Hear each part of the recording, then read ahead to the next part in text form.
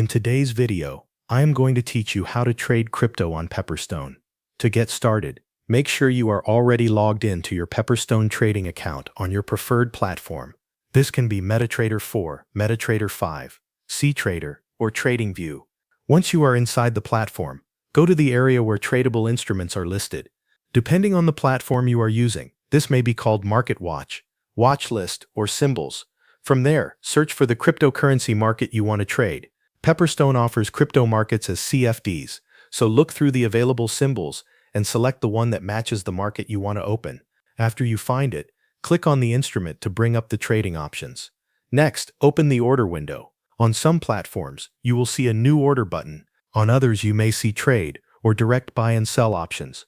Click the appropriate choice to open the trade setup screen. This is where you will enter the details of your position. Now choose the order type you want to use.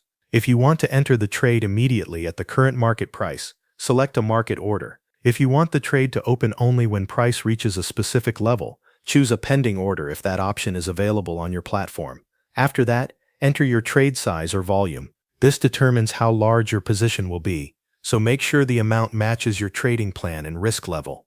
Once your size is set, you can add a stop loss and take profit if you want to manage risk and define your exit levels in advance. Enter the price levels you want to use for each one. Before placing the trade, review all the details carefully. Check the selected crypto market, confirm the order type, verify the volume, and make sure your stop loss and take profit settings are correct. This final review helps prevent mistakes before the order is submitted. When everything looks right, click Buy if you expect the price to rise, or click Sell if you expect the price to fall. Your crypto trade will then be placed and should appear in your open positions or trade panel. Once the position is live, monitor it from within your platform. You can track price movement, adjust your stop loss or take profit if needed, and close the trade whenever you are ready to exit.